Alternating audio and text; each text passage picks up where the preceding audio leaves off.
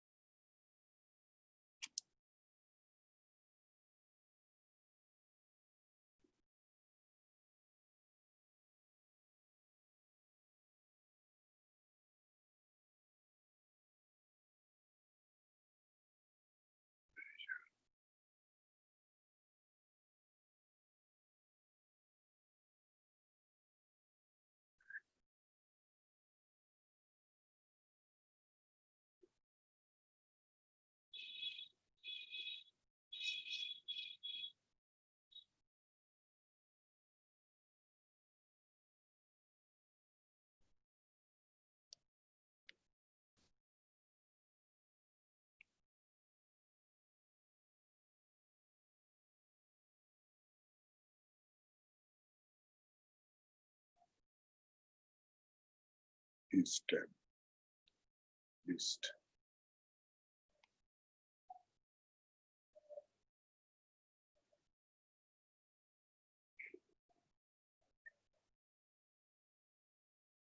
Is Good evening, sir. good evening. Established in 19.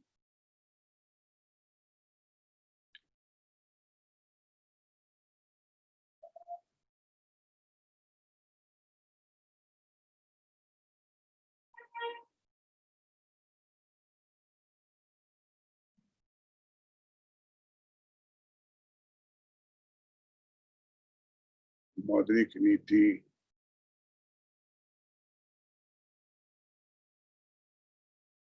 Monetary policy in India, इसको लोग कहते हैं मौद्रिक नीति। मौद्रिक नीति को चलाने वाला, तैयार करने वाला संस्थान का नाम है RBI. Reserve bank of India 1935 में इसकी स्थापना हुई थी। मौद्रिक नीति जो है उद्देश्य क्या है? उद्देश्य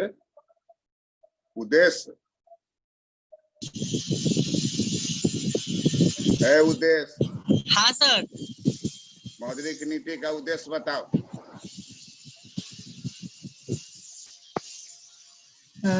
मनी रेगुलेट करना सर, और इन्फ्लेशन डिफ्लेशन को कंट्रोल में रखना। सबसे पहला क्या है? सबसे पहला है कीमत स्थिर। तरलता। सबसे पहला नाम क्या बोला जाएगा? तरलता, लिक्विडिटी।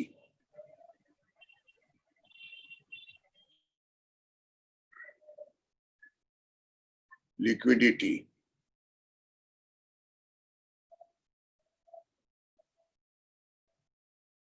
दूसरा जो है उसको कहते हैं उपभोग।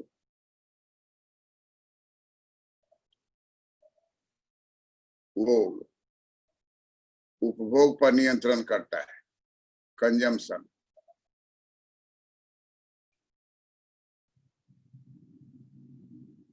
Consumption.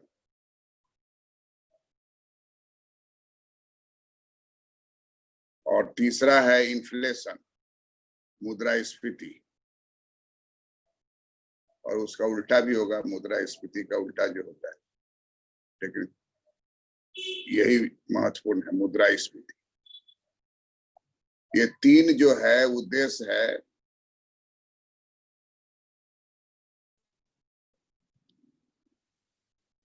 Control of inflation.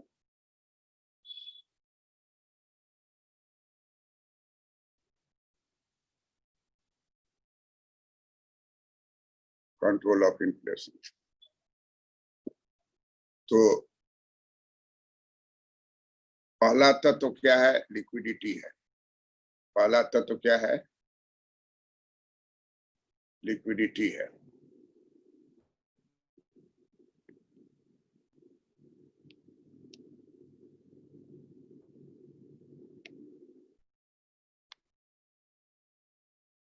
Liquidity. दूसरा तत्व क्या है? कंजम्पशन, उपभोग।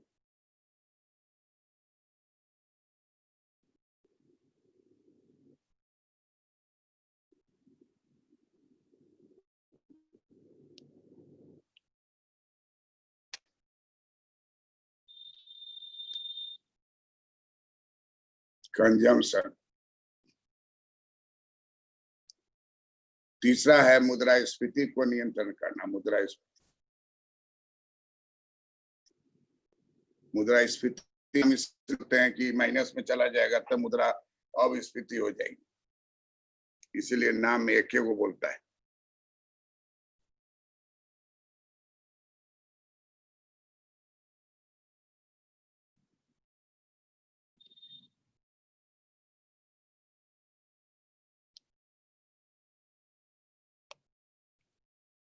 Control of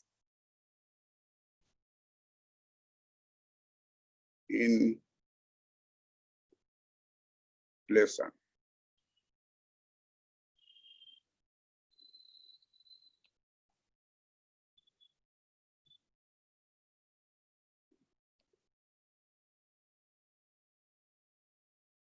control of inflation.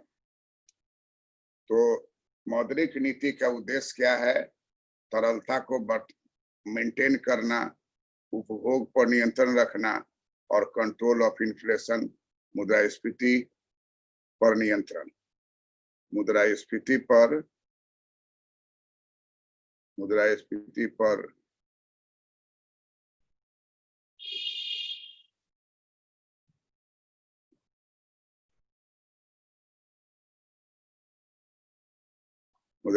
पर नियंत्रण। अब ये सब जो है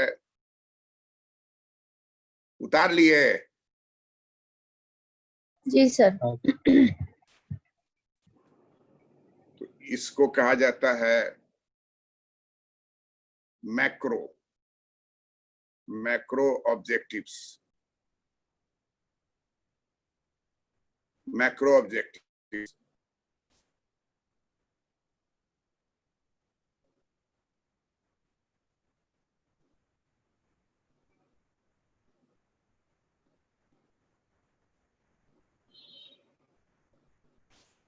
मैक्रो ऑब्जेक्टिव्स का मतलब होता है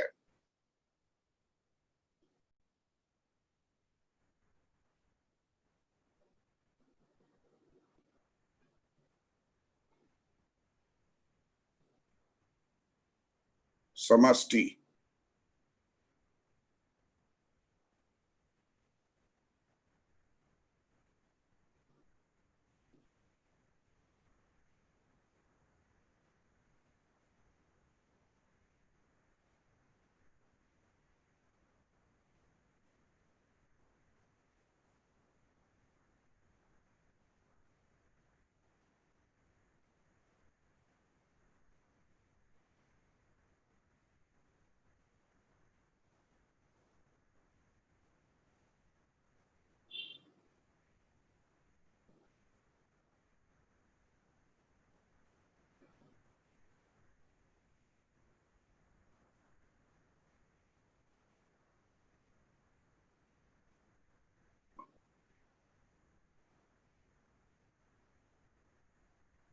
समष्टि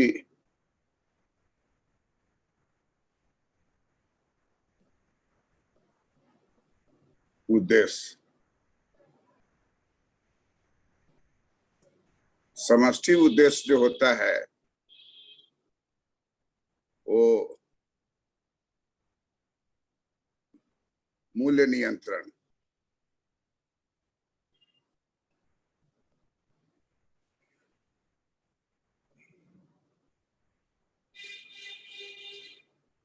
मूल्य नियंत्रण,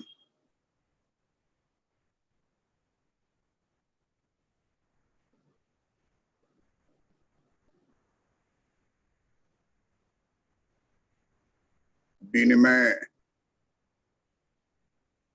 विनिमय दर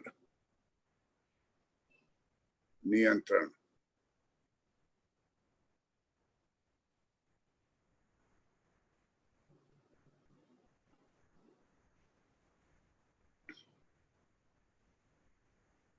विनिमय दर नियंत्रण।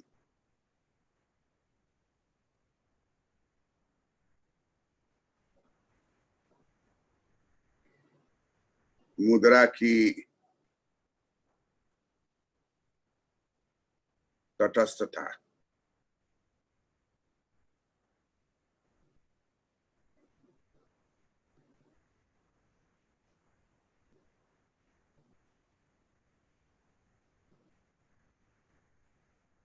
आर्थिक समृद्धि, आर्थिक समृद्धि,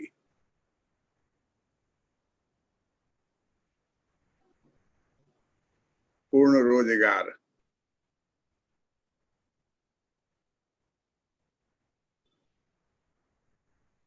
पूर्ण रोजगार,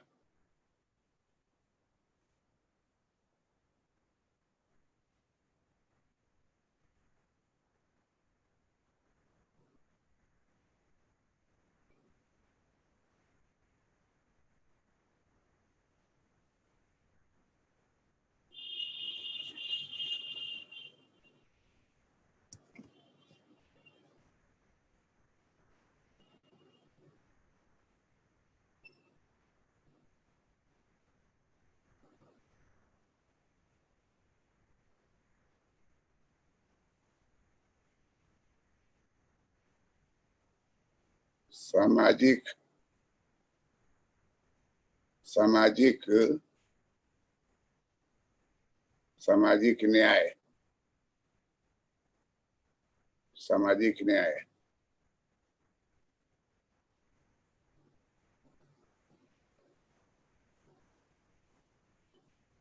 समावेशी समावेशी विकास,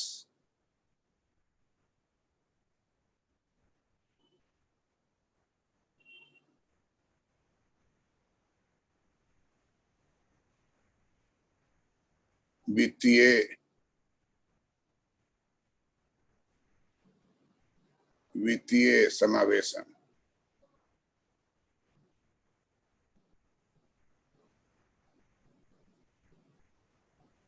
वित्तीय समावेशन,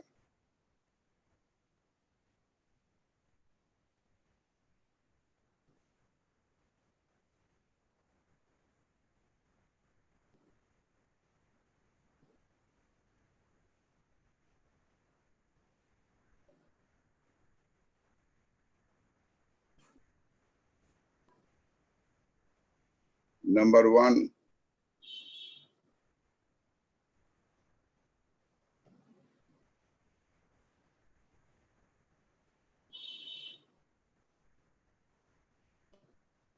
price control, price control,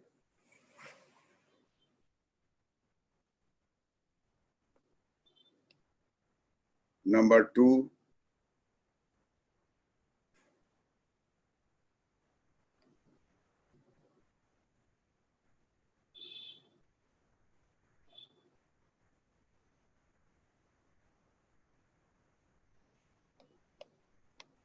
exchange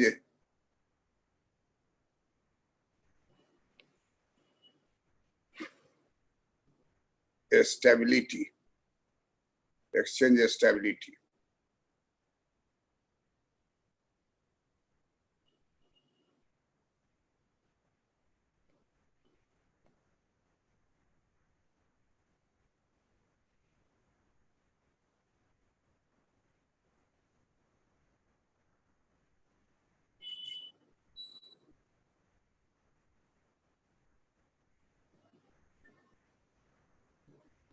neutrality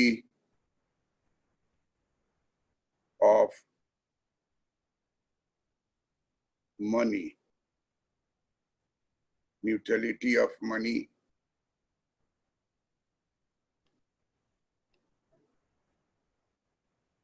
neutrality of money, number 4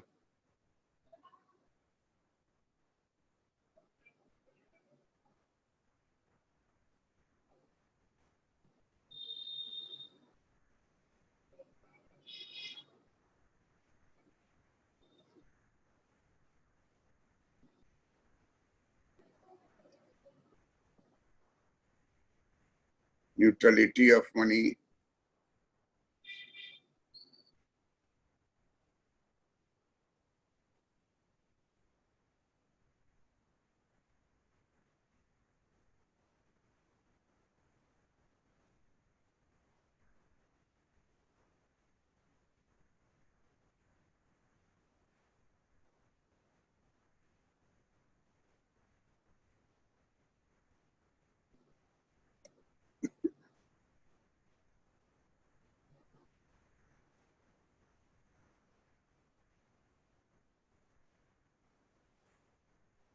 price control, exchange stability,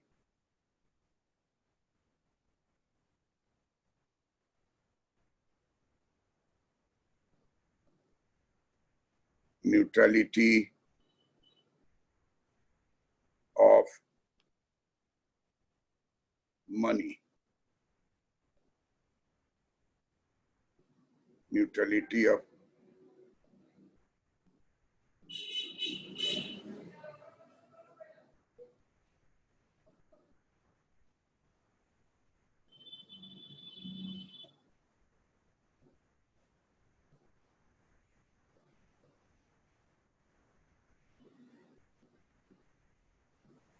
neutrality of money,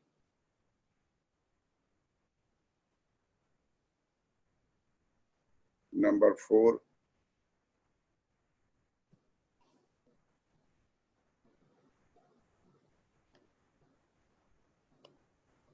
economic growth, economic growth,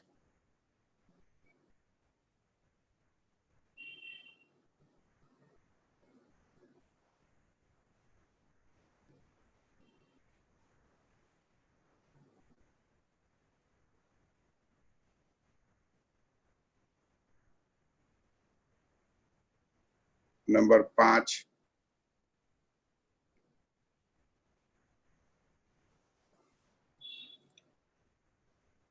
समावेशी। नंबर 5, सामाजिक न्याय।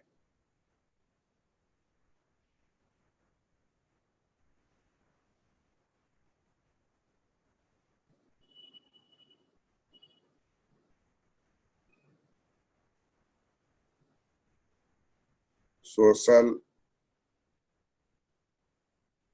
Justice. Social justice.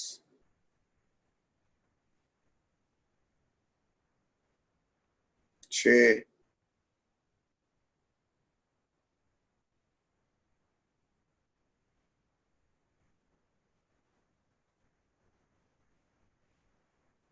Inclusive.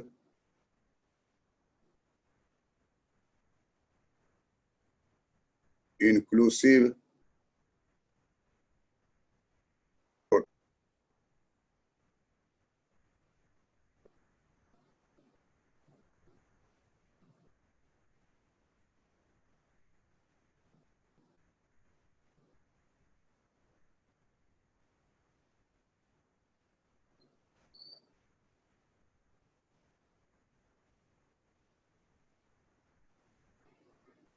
Financial.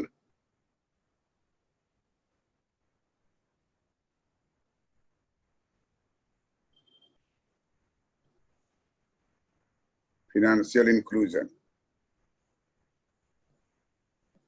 तो मैक्रो ऑब्जेक्टिव जो है भारत में, आरबीआई का उद्देश्य हम लोग देखे तो ब्रॉडली उसको 3 ही में रखता है। लिक्विडिटी को, तरलता को स्थापित करना, तरलता को बरकरार रखना। नंबर 2, उपभोग की स्थिति पर नियंत्रण रखना। नंबर 3, मुद्रास्फीति पर नियंत्रण रखना। लेकिन जो मैक्रो ऑब्जेक्टिव है, वो मैक्रो ऑब्जेक्टिव है जिसको कि चलाने के लिए इंटरेस्ट रेट का प्रयोग किया जाता है। तो मैक्रो ऑब्जेक्टिव को हम अगर लेते हैं समष्टि उद्देश्य को, तो नंबर 1 होगा मूल्य नियंत्रण। मूल्य नियंत्रण जिसको कहते हैं इंटरनल बैलेंस, आंतरिक स्थिरता, आंतरिक संतुलन। नियंत्रण का मतलब हो गया आंतरिक संतुलन। नंबर 2 हो गया विनिमय दर नियंत्रण, एक्सचेंज रेट, एक्सचेंज कंट्रोल। विनिमय दर नियंत्रण, एक्सचेंज कंट्रोल। नंबर 3, मुद्रा की तटस्थता। मुद्रा की तटस्थता है कि न इन्फ्लेशन हो न डिफ्लेशन हो, मतलब कि इन्फ्लेशन इज इक्वल टू 0, तो नाइदर इन्फ्लेशन। वैसे चीन में इन्फ्लेशन 0 कई सालों रहा है, बाद में परिवर्तन थोड़ा हुआ। वास्तव में जहां मुद्रा महत्वपूर्ण होगी तो वहां मुद्रास्फीति होगी, और मुद्रास्फीति होगी तो एक समय में चरम पर पहुंच करके मुद्रास्फीति होगी, क्योंकि पूंजीवादी अर्थव्यवस्था में व्यापार चक्र हर पर 50 वर्ष करता है। तो इसलिए तब मुद्रा की रखी जाती है। नंबर 4 है आर्थिक समृद्धि। आर्थिक समृद्धि, इकोनॉमिक ग्रोथ। इकोनॉमिक ग्रोथ होता है वास्तविक लगातार वृद्धि होना, वास्तविक उत्पाद में लगातार वृद्धि होना, अर्थात कि विभिन्न उत्पाद के स्थानों से वर्ष उत्पादन में वृद्धि हो। उत्पादन में सतत वृद्धि होना, जिस दर से हो उत्पादन में सतत दर से वृद्धि होना आर्थिक समृद्धि का द्योतक है। भारतवर्ष में आजादी के बाद लगभग 35 साल तक औसतन आर्थिक समृद्धि दर 3.5% ही था, जिसको कि प्रोफेसर राजकृष्णा ने हिंदू ग्रोथ रेट कहा है। हिंदू ग्रोथ रेट का मतलब है 3.5% के दर से आर्थिक समृद्धि होना। सर हमसे इंटरव्यू में पूछा था हिंदू ग्रोथ रेट। और 1985 से लेके आगे के वर्षों में जो ग्रोथ रेट है वो मॉडिफाइड हिंदू ग्रोथ रेट है, वो 6.5%। ऊपर नीचे होने का फर्क नहीं है। एवरेज निकाला जाएगा तो एवरेज लगभग 6.5% आता है। तो याद होगा कि राजीव गांधी के समय 8% ग्रोथ रेट भारत का हो गया था, तो उस तरह से 8% हुआ और गिरा तो सीधे 4.5% पर आ गया। तो एवरेज जो निकाला जाता है कि लंबे अवधि में, तो उसको कहा जाता है कि 6.5% मॉडिफाइड हिंदू ग्रोथ रेट। अभी हिंदू ग्रोथ रेट का नामने का काम प्रोफेसर राजकृष्णा का है। इसके पीछे उनकी मंशा क्या थी, भारत का ग्रोथ रेट भी कह सकते थे, लेकिन हिंदू ग्रोथ रेट ही नाम दिया। ये इंडिकेट कर रहा है हिंदुस्तान को, हिंदुस्तान का ग्रोथ रेट जो है 3.5% आजादी के बाद 35 वर्षों तक आर्थिक समृद्धि दर 3.5% रहा, इसलिए उन्होंने इसका हिंदू ग्रोथ रेट दिया। हिंदू के यहाँ नोशनल कोई खास अर्थ नहीं है, ये नाम है, नाम जो भी रखते वही नाम होता है। हिंदुस्तान का ग्रोथ रेट बोलते तो भी हो रहता है, तो उन्होंने नाम दिया हिंदू ग्रोथ रेट, तो टर्म बन गया हिंदू ग्रोथ रेट 3.5%। और वर्तमान समय में हिंदू ग्रोथ रेट 6.5% माना जाता है। तो आर्थिक समृद्धि के बाद जो 5वां उद्देश्य है वो है पूर्ण रोजगार। पहले समझा जाता था कि आर्थिक समृद्धि होगी तो रोजगार बढ़ेगा, लेकिन इंडिया में हो गया जॉबलेस ग्रोथ। इंडिया में क्या हो गया? Jobless growth. जॉबलेस ग्रोथ का मतलब हो गया कि अर्थव्यवस्था में आर्थिक समृद्धि दर जो भी हो रहा है, रोजगार नहीं बढ़ रहा है। और अभी तो लॉकडाउन में रोजगार घट गया। अभी वर्तमान समय में जो आंकड़ा आ रहा है, तो भारत का रोजगार दर जो है 30% का आंकड़ा पार कर चुका है। तो इसलिए यूएसए का बेरोजगारी जो है वो भी 30.2% के बराबर इस 2020 के वर्ष में होने की संभावना है, जो कि तीसा की महान मंदी में बेरोजगारी दर था 25.2%। वो बढ़ करके ये अभी के लॉकडाउन के पीरियड में कोविड-19 के प्रकोप से जो लॉकडाउन हुआ और जो मंदी काल का जन्म हुआ, तो ये मंदी काल आर्थिक मंदी नहीं है। ये मंदी काल जो है वो प्राकृतिक आपदा से, डिजास्टर से, डिजीज से ये पैदा हुआ है, पैंडेमिक से पैदा हुआ है। तो कहता है कि आर्थिक समृद्धि जो है वो होने के बाद रोजगार में वृद्धि होगी, लेकिन भारतीय अर्थव्यवस्था में पाया गया जॉबलेस ग्रोथ। कई वर्षों में देखा गया कि जॉब जो है बढ़ नहीं रहा है और अनएम्प्लॉयमेंट रेट जो है वो बढ़ता चला जा रहा है। अनएम्प्लॉयमेंट रेट इसलिए बढ़ता जा रहा है कि हर अगले वर्ष में पिछले वर्ष से अनएम्प्लॉयमेंट जो है वो रेट कैरी ओवर हो रहा है, और वो समझिए कि रोजगार जो है वो बढ़ना रुक गया, और जो बढ़ भी रहा है वो सीमांत दर इतना कम है कि वो पूरे देश के लिए उचित नहीं है। और यही कारण है कि 70 के दशक में जो रोजगार में जो कमी हुई और जॉबलेस ग्रोथ हुआ, 80 के दशक में भी जॉबलेस ग्रोथ है, तो इससे भारत के जो रोजगार का स्तर जो है गिर गया और बेरोजगारी इतनी बढ़ गई कि पूरे अर्थव्यवस्था को निगलने के कगार पर पहुंची हुई। अभी लोग उसको दबा के रखे हुआ है, लेकिन ये ज्यादा दिन दबने वाला नहीं है, क्योंकि सवाल जिंदगी का है और वो तरलता बढ़ा करके अभी लोगों के हाथ में पैसा दिया जा रहा है। तो कहता है कि पूर्ण रोजगार का उद्देश्य अलग से बनाया जाए। ये बात दिमाग में आई कि आर्थिक समृद्धि से रोजगार उतना नहीं होगा, टारगेटेड एम्प्लॉयमेंट प्रोग्राम होना चाहिए। स्ट्रेटेजिक एनालिसिस किया गया कि पूर्ण रोजगार के लिए रोजगार का निरंतर बढ़ना जरूरी है। तो इसलिए पांचवा मैक्रो ऑब्जेक्टिव समष्टि उद्देश्य जो है वो मौद्रिक नीति का पूर्ण रोजगार है।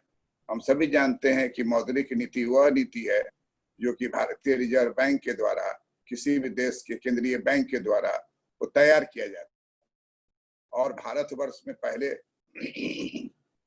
आरबीआई की मीटिंग जो है साल में 2 बार होता था और लोग समझता था कि 2 साल में 2 बार ही होगा, लेकिन अब अभी वर्तमान में बाई मंथली है। हर 2 महीने पर इसका मीटिंग होता है और मीटिंग करने वाले कमेटी का नाम है एमपीसी। एमपीसी का मतलब हो गया monetary policy committee. Monetary policy committee जो है वो बनाई गई है, जिसमें 6 मेंबर रहते हैं। मेंबर में एक जो है आरबीआई के गवर्नर भी रहते हैं। तो इस कमेटी का संगठन आप देखिएगा ऐसा है कि भारत सरकार जो चाहेगी वही रिजल्ट आएगा। प्रजातांत्रिक तरीके से वोट दे करके भी होगा तो रिजल्ट वही आएगा। वो इसका मेंबर की संख्या के ऊपर निर्भर करता है। तो मेंबर उसमें से कोई ऐसा अपोज करने वाला 2 गो हो जाएगा, तो अब 6 मेंबर है तो कम से कम 4 जो रहेगा पक्ष में, तब वो निर्णय पारित होगा। तो 6 मेंबर में एक आरबीआई गवर्नर ही है और बाकी जो है वो आप देखेंगे कि कौन कौन है।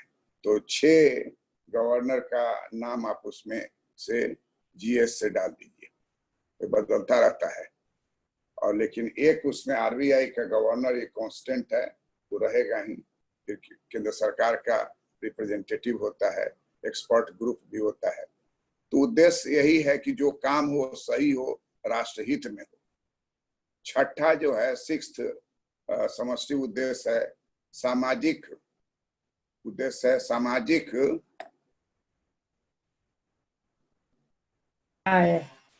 न्याय, सामाजिक न्याय। Social justice. तो सामाजिक न्याय में ये उद्देश्य बहुत तंग किए हुआ है, नीचे तक आ गया था, समझे।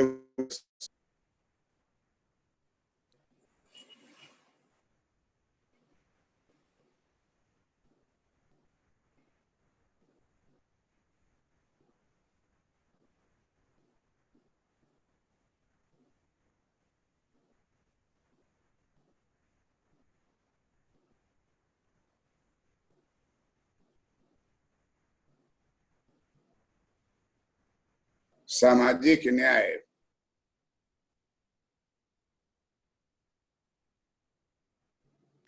अंग्रेजी वाला में सर फुल एम्प्लॉयमेंट नहीं लिखे हैं। अंग्रेजी वाला छूट गया है 7 गो। हाँ, अच्छा ठीक। और सामाजिक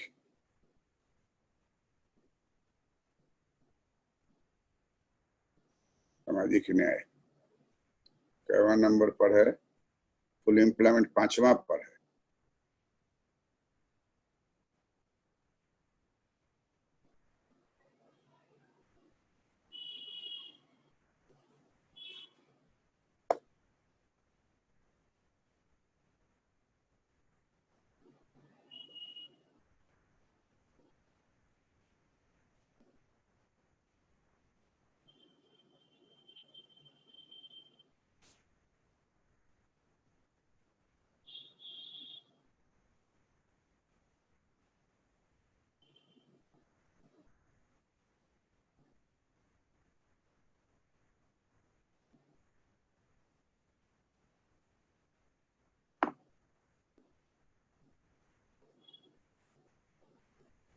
पांचवा जो है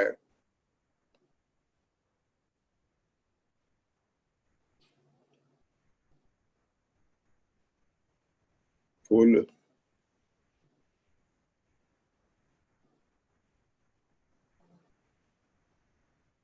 एम्प्लॉयमेंट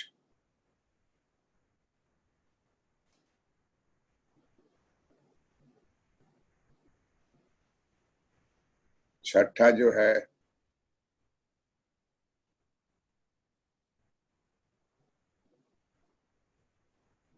छठा है सामाजिक न्याय।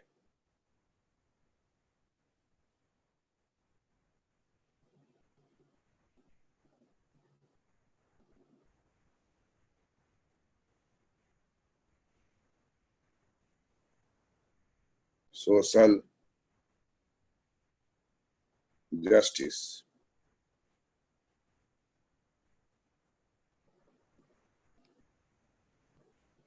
सातवां है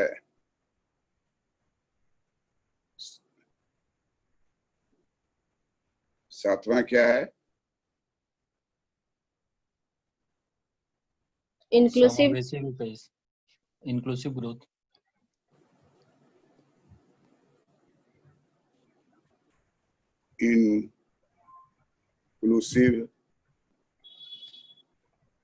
inclusive growth.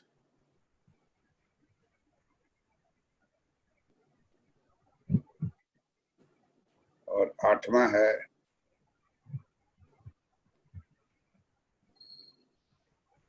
Financial inclusion.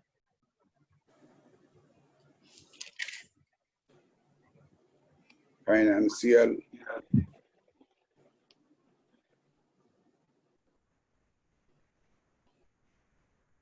Inclusion. Financial inclusion, financial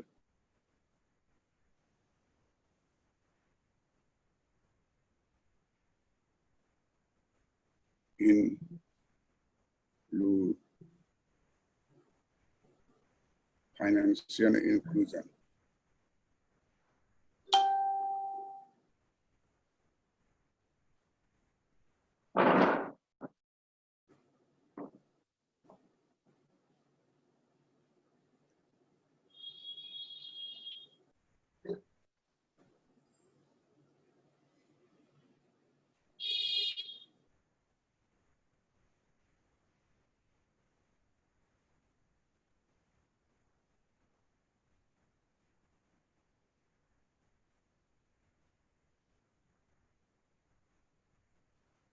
full employment पांचवा है। छठा है सामाजिक न्याय।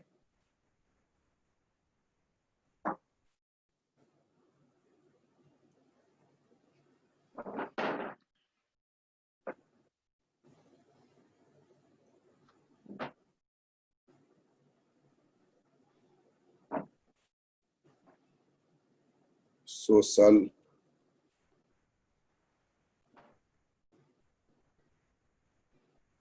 जस्टिस।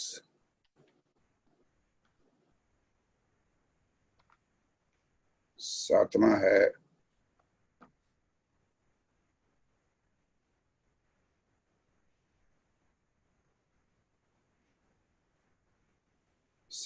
है सोशल जस्टिस के बाद क्या है? Inclusive growth.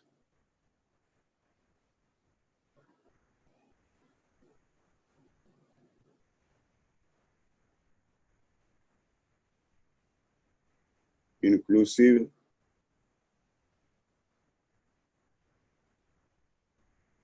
ग्रोथ।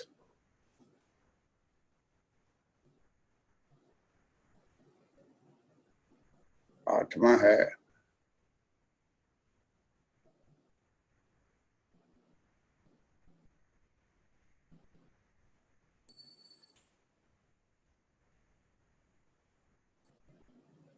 फिनेंशियल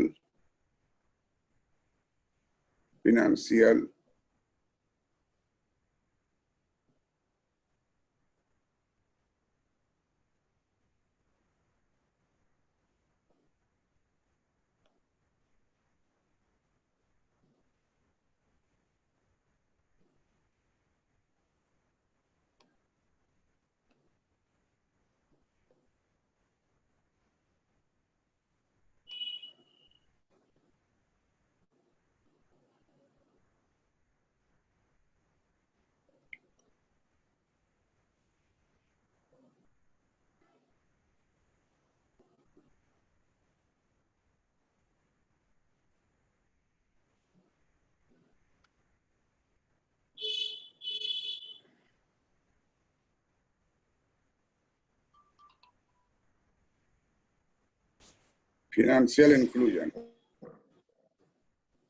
तो इस तरीके से हम लोग इस बात को यहाँ देखते हैं, मैक्रो ऑब्जेक्टिव। अब जो है आपको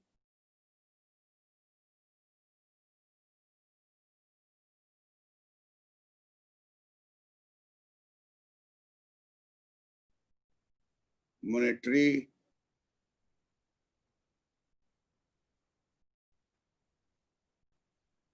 इंस्ट्रूमेंट्स। मॉनेटरी इंस्ट्रूमेंट्स का मतलब होता है मौद्रिक अस्त्र। क्या अर्थ होता है? मौद्रिक अस्त्र।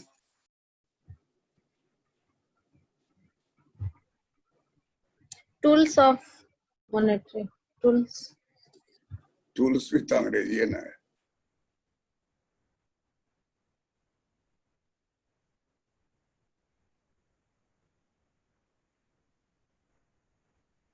मौद्रिक अस्त्र, इंस्ट्रूमेंट्स। तो मौद्रिक अस्त्र जो है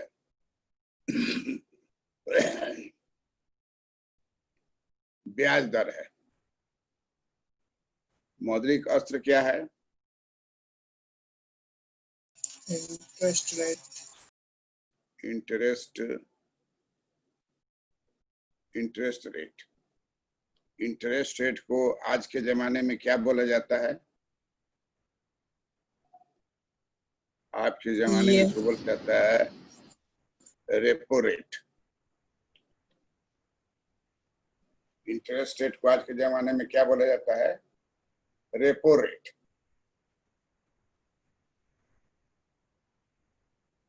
रेपो रेट। सर ये हाँ शास्त्र को उपकरण लिखने से थोड़ा, क्या? मौद्रिक उपकरण लिखने से ठीक नहीं रहता। हाँ अच्छा है उपकरण, मौद्रिक उपकरण। अस्त्र थोड़ा खतरनाक लगता है। हाँ थोड़ा ऑड लग रहा है सर। हम लोग भारतवर्ष में है, खतरा से दूर रहते हैं, आंख बंद करके जाप करते हैं, ओम नमः शिवाय, ओम नमः शिवाय, कष्ट दूर हो गया। नहीं तो सोचिए दिल्ली से पैदल 2020 में कोई आदमी चल के चला आवे, मर्द के साथ औरत, औरत के साथ साइकिल, कोई एसेट अपना नहीं छोड़ा। उसका सबसे बड़ा एसेट क्या था? साइकिल, जिससे वो दिल्ली में घूम के अपना काम करता था। वो नहीं चढ़ता है, उसको है, चलता है वहां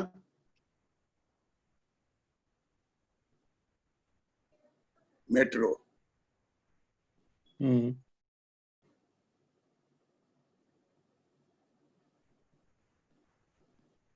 मौद्रिक उपकरण, मॉनेटरी उपकरण, मौद्रिक उपकरण, मॉनेटरी इंस्ट्रूमेंट्स। तो रेपो रेट है, और उसके बाद जो है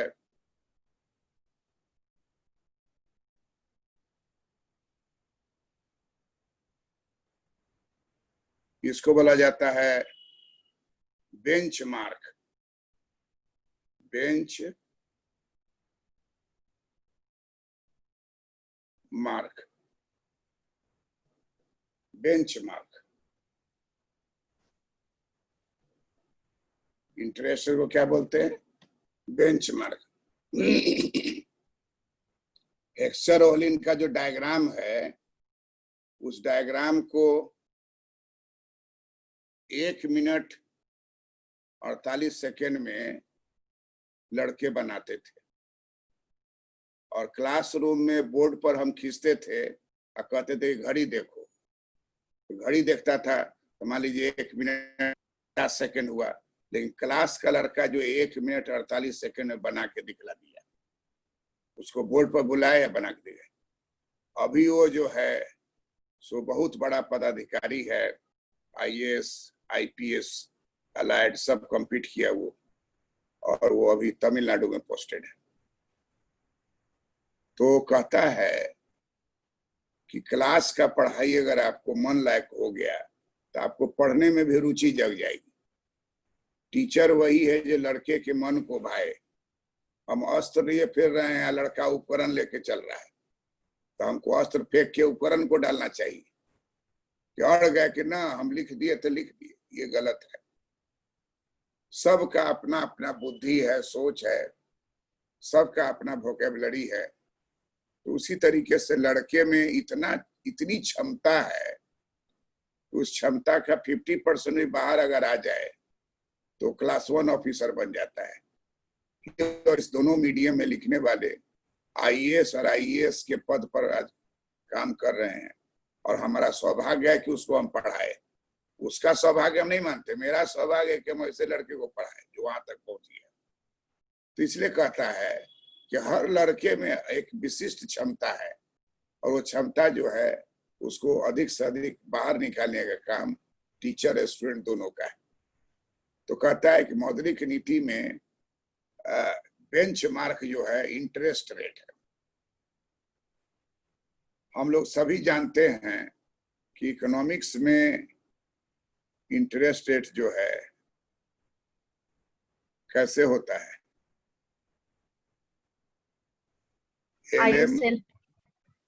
एलएम और IS जहां कटता है वही हो गया इंटरेस्ट रेट।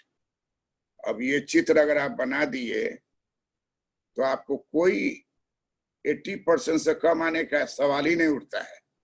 ये वही बना सकता है जो एक्चुअली ऑफिसर बनने लायक है। तो एलएम को चलाती है आरबीआई और आईएएस को चलाती है गवर्नमेंट।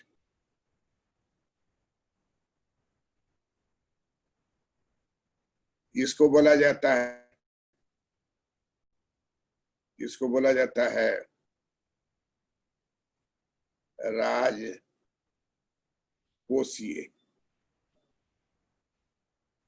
राजकोषीय नीति।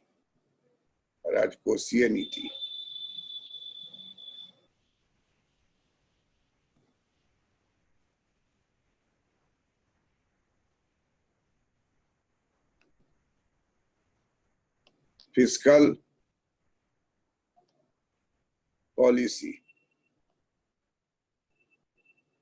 पॉलिसी और इसको कहा जाता है मॉनेटरी पॉलिसी। फिस्कल पॉलिसी और मॉनेटरी पॉलिसी। तो इसलिए ये जो है वाई है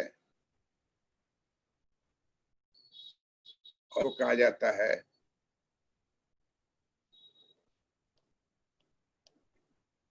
इनकम।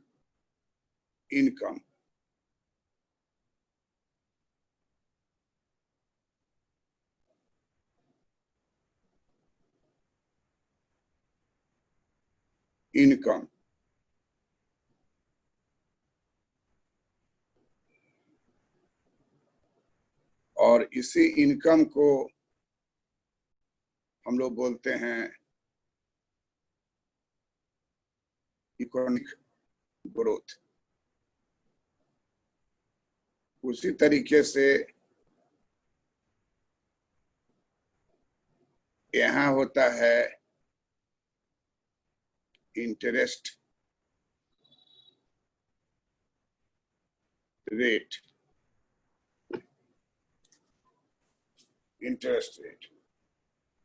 तो इसका मौद्रिक उपकरण जो है, वो मौद्रिक उपकरण क्या है? Interest rate. मौद्रिक उपकरण इंटरेस्ट रेट है, और प्रभाव कहाँ लाना है? इकोनॉमिक ग्रोथ पर या इनकम पर।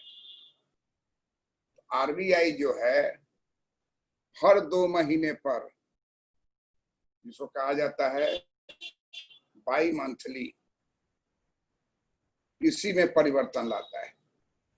अभी जो है लास्ट मीटिंग हुआ है 6 फरवरी 2020। लास्ट मीटिंग जो है वो आपको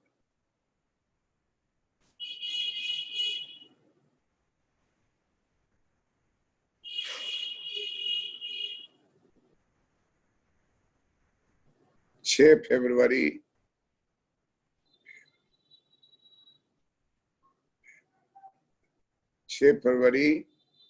2020 लेटेस्ट है एकदम। ये मीटिंग हुआ और इसमें सब लोगों को था कि अभी चूंकि पेंडेमिक है तो अभी किसी भी हालत में वो कुछ हेर फेर नहीं करेगा। तो कहा कि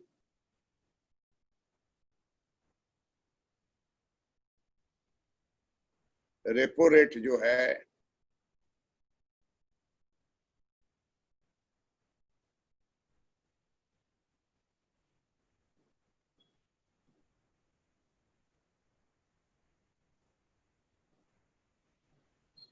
repo rate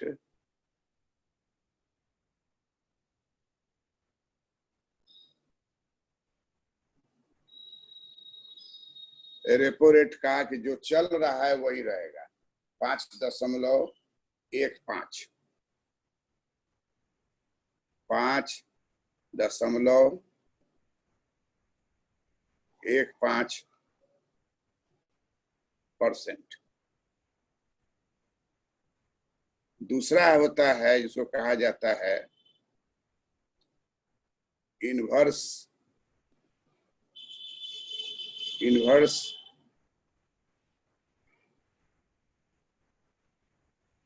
repo rate. Inverse repo rate के बारे में कहा जाता है कि इसको भी सरकार कही कि इसको छूछा नहीं करना है।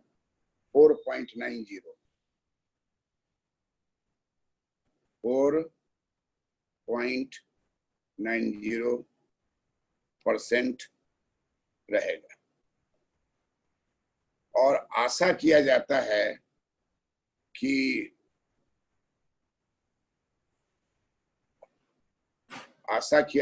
है कि अक्टूबर से जो दिसंबर का महीना होगा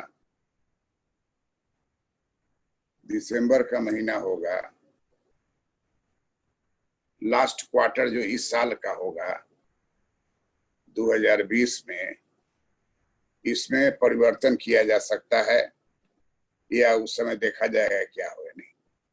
इसका मतलब है कि जो पेंडेमिक हम लोग के यहाँ चल रहा है वो सरकारी तौर पर मान लिया कि पूरा साल उसी में जाएगा। मान लिया है कि पूरा साल जो है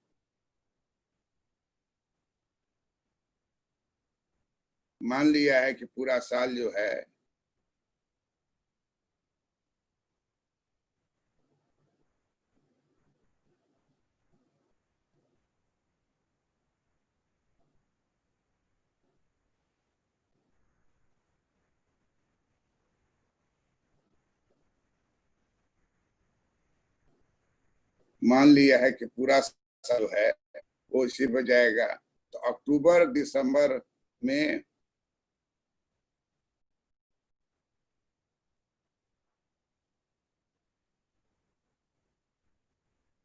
अक्टूबर दिसंबर 2020 में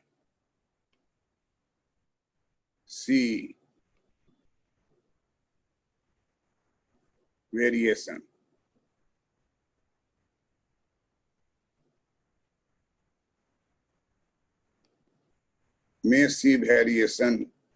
इन रेपो रेट। कहता है कि भारतवर्ष में ब्याज दर जो ब्याज होता था अब ब्याज नहीं बोलता है। ब्याज कंफ्यूजन वाला है, लेने वाला है कि देने वाला है। इंटरेस्ट रेट जब बोल रहे हैं तो डिपॉजिट रेट है की लेंडिंग रेट है। कर्जा लेने वाला, कर्जा देने वाला, कर्जा देने वाला भी पैसा लेता है, कर्जा लेने वाला पैसा देता है। तो एक होता है लेंडिंग रेट जो कर्जा दे रहा है, एक हो गया डिपॉजिट रेट कि हम अपना रुपया बैंक में जमा कर रहे हैं, हमको भी इंटरेस्ट दीजिए। तो इससे झंझट हटाकर अब इंटरेस्ट रेट का प्रयोग नहीं करके रेपो रेट का परिभाषा क्या है लिख लीजिए। Repo rate is the eight which RBI lends money to commercial bank. Repo rate is the rate at which RBI lends money to commercial bank. Repo rate वह दर है जिस पर भारतीय रिजर्व बैंक देश के वाणिज्य बैंकों को ऋण प्रदान करती है, तरलता देती है, नगद कैश देती है, लिक्विडिटी बढ़ाती है। लिक्विडिटी को बढ़ाना होगा तो बैंक जो है रेपो रेट पर फंड देगी कॉमर्शियल बैंक को। अगर चाह रही है कि पूरा रुपया चला जाए बैंक के पास, बैंक से जनता के पास तरलता बढ़ाया जाए, तो उसका उपाय करेगी कि पहला उपाय है कि रेपो रेट को कम कर देगी ताकि वाणिज्य बैंक अधिक से अधिक फंड RBI से ले सके। दूसरा है reverse repo rate. Reverse repo rate is the rate at which commercial bank park their fund to RBI। फिर रिपीट कर रहे हैं, reverse repo rate is the rate at which commercial bank park their fund to RBI। Reverse repo rate वह दर है जिस पर कि वाणिज्य बैंक अपने फंड को RBI के पास जमा करती है, अपने फंड को RBI के पास जमा करती है। उसके पास इतना फंड हो गया है कि RBI के पास वो रखती है तो उसको 4.90 मिल जाएगा परसेंट। 4.90 इंटरेस्ट रेट जो है वो रिवर्स रेपो रेट है जो कि वाणिज्य बैंक प्राप्त करेगी।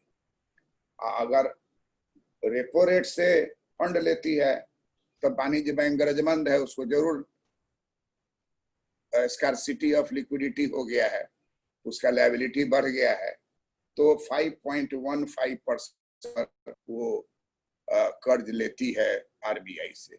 RBI का काम है कर्ज देना वाणिज्य बैंक को, वाणिज्य बैंक का काम है कर्ज देना उद्यमी को, विनियोगकर्ता को, विद्यार्थी को, किसान को, उपभोक्ता को विभिन्न तरीके से ऋण देती है। सबसे नंबर 1 पर फार्मर का ऋण रहता है। 16% टोटल जो ऋण बांटा जाएगा उसका 16% किसान को मिलना चाहिए ही चाहिए। लेकिन बहुत जगह देखिएगा कई कारणों से दे नहीं पाता है, किसान ले नहीं पाता है कि वो दे नहीं पाता है, जो भी कारण हो। अब जैसे अभी बिहार में बाढ़ आया हुआ है, बाढ़ का पानी जो दिखाता है आपको तो देख के आपका मन दहल जाएगा। पटना में थोड़ा दिन पानी लग गया था तो अंतर्राष्ट्रीय स्तर पर इसका प्रचार हो गया, और यही पानी जो है वो मधुबनी में, दरभंगा में, पूर्णिया में, मोतिहारी, बेतिया में, इस सब जगह जहां जहां बराबर आता है, कटिहार में पानी लबालब भर जाता है। और उस पानी में वो रहने वाला आदमी जो है केला का पेड़ जरूर रोपता है। क्यों रोपता है अपने यहाँ केला का पेड़, बताइए तो? उत्तर सर थंब से वो लोग नाव जैसा शेप ले लेता है, इधर उधर मूवमेंट कर लेता है।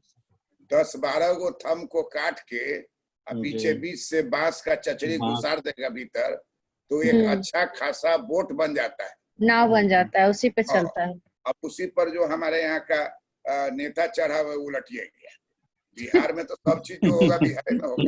नेता गप से पानी में चला गया, अब उससे फायदा उसको जो चोट लगा हो, लेकिन न्यूज का फायदा हो गया। उस दिन का पूरे नेशनल न्यूज हो गया कि भाई एमएलए पानी में उलट गया। क्यों उल्टा भाई? तो वो चचड़ी पर चढ़ के जा रहा था देखने के लिए। पिछले साल हुआ था सर। हाँ, बहुत फेमस। अब नाम नहीं बोलेंगे कौन उल्टा था, लेकिन कोई एमएलए उलट गए थे। जी सर। एमएलए ने एमपी एमपी थे सर। हाँ हाँ भी हाँ थे, कृपाल यादव उलट गए राम थे। कृपाल यादव राम का। पहले एमएलए थे ना, जी एमपी है ना वही। कभी एमएलए थे कि नहीं? हाँ सर थे हाँ। सर थे। अब तो हम नीचे से जा रहे हैं ना, तो सोचिए कि वो आदमी जाके किसान से या गरीब से मिला भी नहीं, केवल उलट गया तो न्यूज में आ गया। तो न्यूज क्या पूछता है कि व्हाट इज न्यूज? तो पूछा कि सर वो कुत्ता काट लिया है आदमी को। तो आदमी को कहता है दिस इज नॉट न्यूज। तो बोला कि न्यूज क्या हुआ? ये पता लगाओ कि कौन आदमी कुत्ता को काटा है।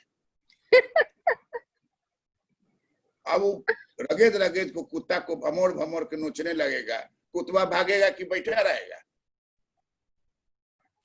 और अगला दिन फिर जब वो आवेगा तो उसको देखते कुत्ता दूर से भागेगा।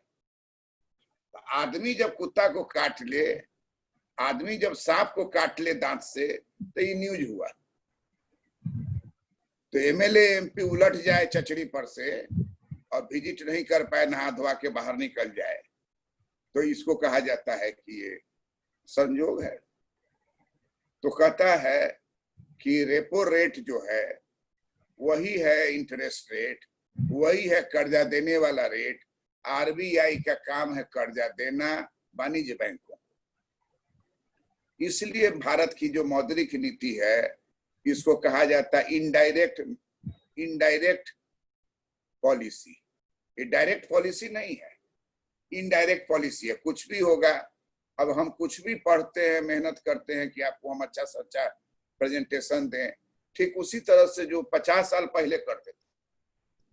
कहीं कोई परिवर्तन खाली हो गया टेक्नोलॉजी का, कि उंगली दबाए तो गूगल खुल गया, उंगली दबाए तो क्रोम खुल गया, उंगली दबाए तो स्टूडेंट का मटेरियल खुल गया।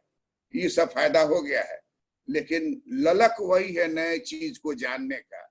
ललक वही कि स्टूडेंट अगर कोई चीज जानता है उसे हमको सीख लेने का। ये ललक मन में बनाए रखिए। पद तो आपके आगे पीछे आएगा, कोई भी पद जो है आप 100 साल तक जिएगा उससे। अगर आपकी लॉन्जिविटी 100 साल है तो आपको रिटायर कर देगा बिहार में 50 वर्ष। अभी है ना 50 वर्ष का नियम आ गया है। जी सर, नया नियम नया नियम आ गया। देख रहा है कि बहुत सब कार्य क्षमता के अनुसार। अरे कार्य क्षमता तो 1 मिनट में कहेगा कि आप सक्षम कहना बड़ा मुश्किल है, किसी को तारीफ करना बहुत मुश्किल है, आलोचना करना बहुत आसान है जी। अब हम देख रहे हैं कि हमारे साथ के जो टीचर हैं वो जब कहते हैं उनको कि 8 घंटा बैठ के पढ़ते हैं, तो कहता है कि हम तो अपना सब किताब जाके गंगा जी में फेंक दिए। हमको काहे लाइब्रेरी कह नहीं दिए? क्या कि लाइब्रेरी में देने गए थे, कहा कि इसके साथ एगो गोदरेज का अलमीरा दीजिए तब आप लेंगे। अब गोदरेज का अलमीरा अभी कितनों कम होगा तो 10,000 दाम होगा उसका। बाजार वाला लोकल भले कम दाम का, लेकिन कहता है नहीं गोदरेज कहीं चाहिए। तो किताब का बंडल बना के रात में छिप के गया, गंगा जी में डाल दिया। एक अच्छे प्रोफेसर है, ये बात हमको कहा, उनका नाम हम नहीं बताएंगे। तो हम किताब को अभी भी उसी तरह से संभाल के रखे हुए। हमारे घर में एक रूम है जिसमें 10-8 गो अलमीरा है, लोहा वाला स्टील, और सब में किताब भरा हुआ है। हमारे बाद वाला जनरेशन जो है वो हमसे ज्यादा पढ़ा हुआ है। वो एमएससी है, एमबीए है, एलएलबी है, एलएलएम है, और मेरा बेटा है। तो उस सारे को वो स्प्रे करता है, उसको मेंटेन करता है। और अगला जनरेशन जो होगा वो सबको हटा के किंडल ले आवेगा। तो जगह ज्यादा लेगा कि कम लेगा? नहीं, जगह नहीं है लेगा सर। जगह कहाँ लेगा सर? तो उस समय आवेगा सब किताब को बांध के ले जाएगा। कबाड़ी हमारे मोहल्ला में बहुत घूमता है, वो आवेगा तौल के ले जाएगा। तो बदलता जा रहा है, समय बदलता जा रहा है। अब विदेश में देखिएगा, हम जब गए हुए थे तो एक आदमी ले जाके हमको ग्राउंड फ्लोर में एक लोहा का जाली दिखलाया। कहा कि वहां 10-20 को जाली का घर बना हुआ था, उसमें एगो घर दिखाया कि ये हमारा है। हम क्यों लिए?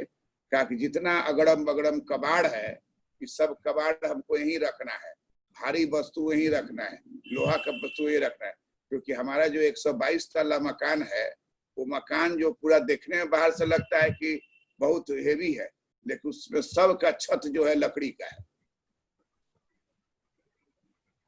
लकड़ी का मोटा मोटा बल्ला लगा दिया और उसी पर मोटा मोटा तख्ता दिया और उसी में कुछ और मटेरियल डाल दिया जो कि मजबूती के लिए हो और सड़े नहीं।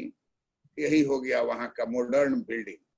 इसीलिए आप देखिएगा कि जैसे ही एरोप्लेन टकराया ट्रेड सेंटर में, तो विद इन फ्यू मिनट वो गगनचुंबी मकान सट से ताश का पत्ता के तरह गिर के नीचे बैठ गया, क्योंकि उसमें इतना ज्यादा पेट्रोल डाला गया, इतना ज्यादा पेट्रोल डाला गया एक साथ जो ब्लास्ट किया एरोप्लेन, तो उतने पर वो सारा लकड़ी तुरंत बुरादा बन के नीचे बैठ गया। साइड साइड में लोहा लगा हुआ है, लेकिन जो मकान का जो हम लोग का छत होता है, ये छत लकड़ी का है। हमको महसूस हुआ कि हम अपने फ्लैट में जहाँ थे विदेश में, नॉर्थ अमेरिका में, तो हमारे बगल में एक रशियन परिवार रहता था, उसका बच्चा छोटा छोटा था, तो कूदता था, तो हम जहाँ बैठे हुए थे अपने मकान में, तो उस फ्लैट में हमको लगे कि हमारा छत भी थोड़ा थोड़ा हिल रहा है। कूदने से लकड़ी पर आवाज होता था, और वो तो छोटा बच्चा से कूदता था, कोई बड़ा आदमी कूदेगा नहीं, वो जानता है कि लकड़ी का है। तो ये सोचिए कि उसका भारी सामान जो है वो ग्राउंड फ्लोर पर ही लोहा का केज बनाया हुआ, उसी में लोग रख दिया। अब जैसे बर्फ है, तो बर्फ के समय में कार का एक नया तरह का चक्का मोटा मोटा लगाता है, और थोड़ा पतला चक्का निकाल के रख दिया, और बर्फ गिरने का 6 महीना बर्फ मान लीजिए है, तो मोटा चक्का लगा दिया। फिर जब बर्फ हट गया तो दूसरा चक्का जो 4 गो रखे वो लगा दिया। उस तरह का बहुत चीज जो है, पैकिंग का मटेरियल है, ये सब रखे हुआ है उसमें। तो कहता है कि इकोनॉमी हमारा परिवर्तित हो रहा है और हम लोग को भी परिवर्तित होना है। समय के साथ अगर आप परिवर्तित नहीं होते हैं तो आप आउटडेटेड हो जाइएगा। और यही कारण है कि आपको हम YouTube पर भी क्लास लेते हैं, जनरल भाषण वाला भी क्लास लेते हैं, ये आप ऑनलाइन भी क्लास लेते हैं। जो चीज USA में हो रहा है वही चीज हम यहाँ कर रहे हैं। चलिए भाई, देश पूरा हमारा बराबर नहीं होगा, लेकिन लड़का हमारा जो है USA के या चाइना के टेक्नोलॉजी को, लेटेस्ट टेक्नोलॉजी को शिक्षा में प्रवेश हो गया। पैंडेमिक की ये सबसे बड़ी पॉजिटिव शॉक्स है जो हम लोग को लगा है। शॉक 2 तरह का होता है। शॉक जो है पॉजिटिव शॉक होता है, निगेटिव शॉक होता है। नेगेटिव शॉक हो रहा है कि मर रहा है आदमी, लॉकडाउन हो गया है, डिप्रेशन में जा रहा है इकोनॉमी। लेकिन निगेटिव शॉक के साथ पॉजिटिव शॉक भी हो गया है कि बहुत तरह का इंस्ट्रूमेंट्स, उपकरण अभी बनना शुरू हो गया।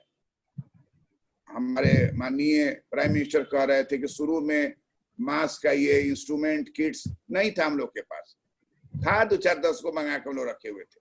अचानक लाखों की जरूरत हो गई और आज जो है 2 लाख जो है किट्स बाहर हम लोग निर्यात करते हैं। तो इसलिए कहता है कि अपॉर्चुनिटी जो है वो हर समय आता रहता है। अब आप उसी अपॉर्चुनिटी को यूटिलाइज कीजिएगा और पेसिमिज्म को हटाइएगा। ऑलवेज मन में ऑप्टिज्म रखिए। ऑप्टिज्म रखिएगा तो फिर क्या करेंगे, 50 वर्ष में रिटायर कर गया है और वो लड़की का उम्र है 32, तो वो हमसे पूछ रही कि सर हम अपियर हो सकते हैं? हम पूछे लड़का से बताएंगे मैक्सिमम कितना एज है लड़की का अपियर होने का? 40 है सर, बीपीएससी 40 है सर, 40 है। 40। मान ली 39 वर्ष में कोई औरत कम्पीट गई, खुशी खुशी ज्वाइन करेगी, लेकिन उसका मन जो है धक धक करता रहेगा कि 10 साल में साफ। और आप इफिशिएंट हैं कि इनइफिशिएंट हैं, किसी एक इंसिडेंस होगा उसमें आप फंस जाइएगा। देश इतना विशाल है, इतना कॉम्प्लेक्स सिस्टम है कि तो विधि से अगर आप चलिएगा तो फंसना ही फंसना है, काम को नहीं कीजिएगा तो बच जाइएगा, कीजिएगा तो सही और गलत दोनों होगा। ये बड़ा ही मुश्किल है। तो इसलिए कहता है कि मौद्रिक नीति जो है वो ISLM के टेक्नोलॉजी पर आधारित है। मौद्रिक नीति LM को बतलाता है। L का मतलब हो गया लिक्विडिटी और M का मतलब है मनी। तो RBI जो है, आप हम लोग जानते हैं कि RBI सेंट्रल बैंक है और सेंट्रल बैंक को है मोनोपोली। क्या चीज का मोनोपोली बताइए तो? सेंट्रल बैंक को मोनोपोली क्या चीज का है? नोट छापने का। Monopoly of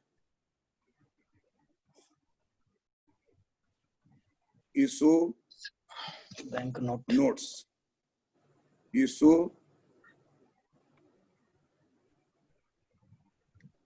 currency notes. Monopoly of issue of currency note is enjoyed by RBI.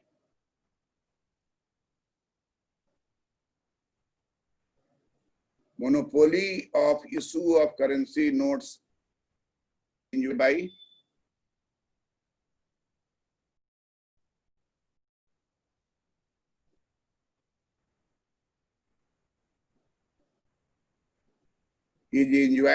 RBI. RBI के द्वारा नोट्स को इशू करने का है, इंजॉय कर रहा है।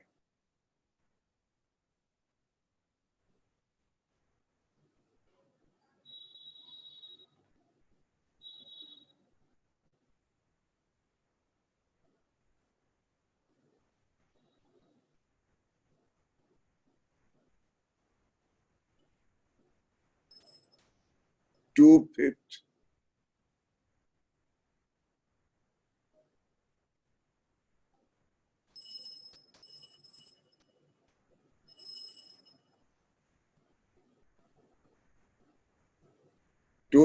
three-fifth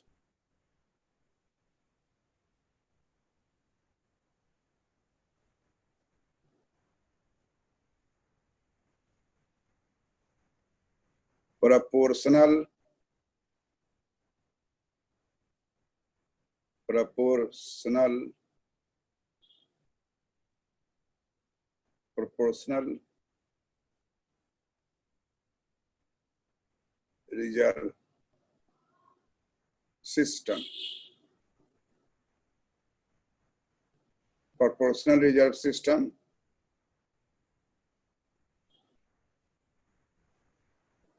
(1935)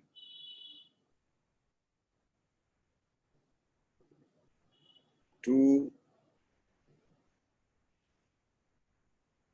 1957.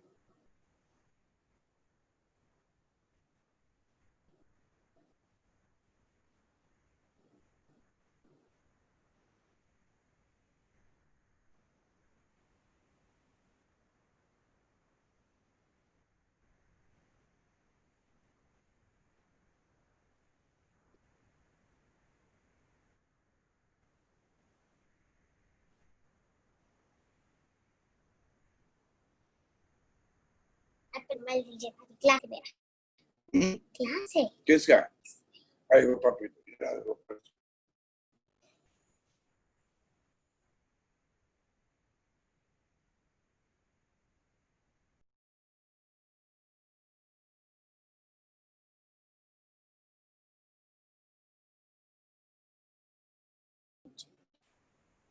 उससे नहीं खींचो, पैसे घूसो इससे पकड़ो।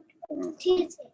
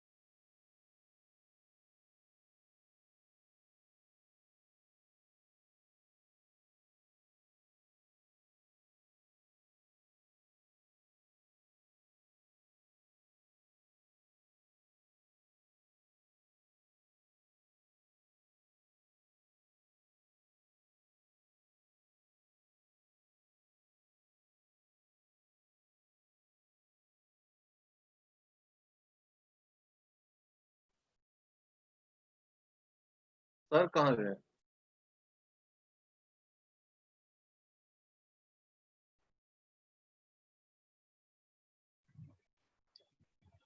लगता है दूसरा फोन से फिर करेंगे ज्वाइन। हाँ फिर हम मेरे में ही ये दिखा रहा है होस्टिंग। तुम ट्रांसफर हो गए होस्ट के उसमें। तो क्लास को आगे बढ़ाओ।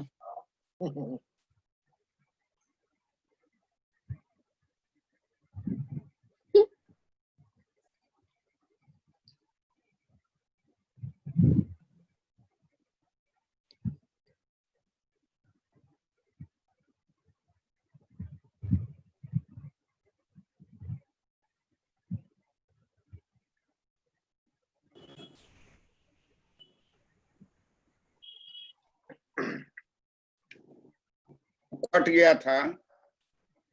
हेलो, जी सर। जी सर। हाँ सर, आवाज आ रही है sir.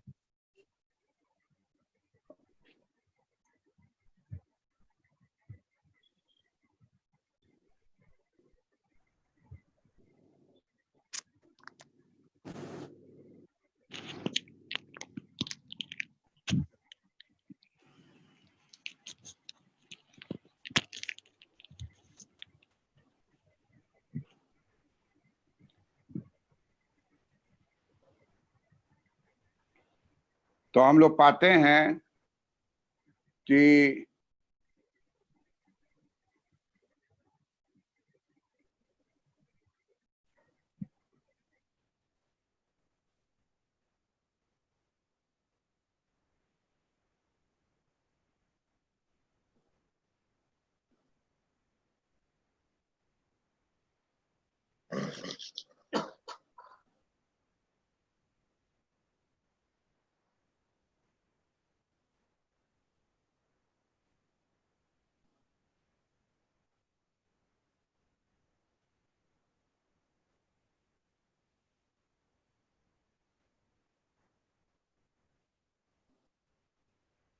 To fifth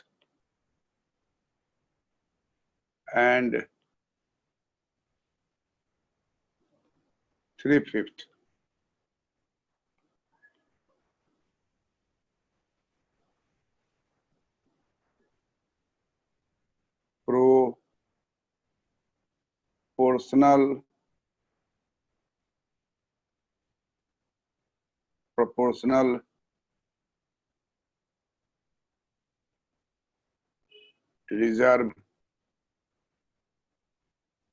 proportional reserve system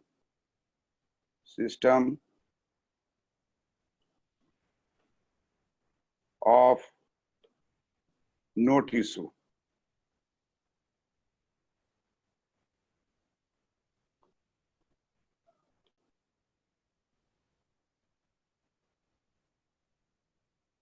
Proportional reserve system,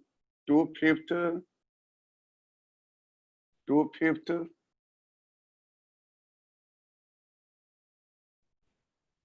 and three-fifth. तो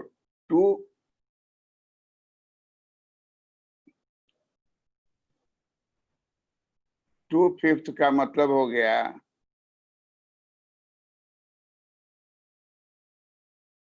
40%।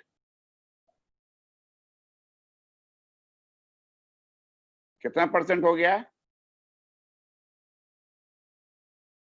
40%। और थ्री-फिफ्थ का मतलब कितना हो गया? 60%। तो कहा कि सोना आपको जो है आरबीआई में रखना है। 40% सोना रखिएगा तब 60% नोट देंगे। जैसे अगर आप 40 करोड़ का सोना रखिएगा तो हम आपको देंगे 60 करोड़ नोट। 60 करोड़ नोट देंगे।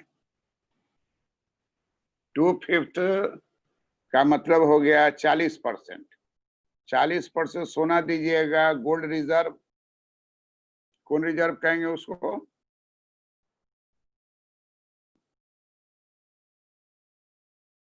Gold reserve. Gold reserve. Gold reserve जो है, गोल्ड रिजर्व देंगे 40%। कितना देंगे? 40% देंगे। 40% देंगे गोल्ड रिजर्व।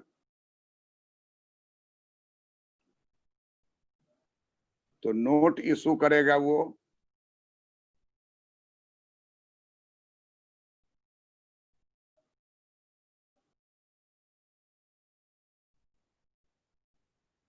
%60। नोट इशू करेगा 60%। अभी सोच लीजिए कि कितना समझदारी से वो बनाया था अपना, कि देश में कभी भी रुपया बहुत ज्यादा नहीं रहेगा।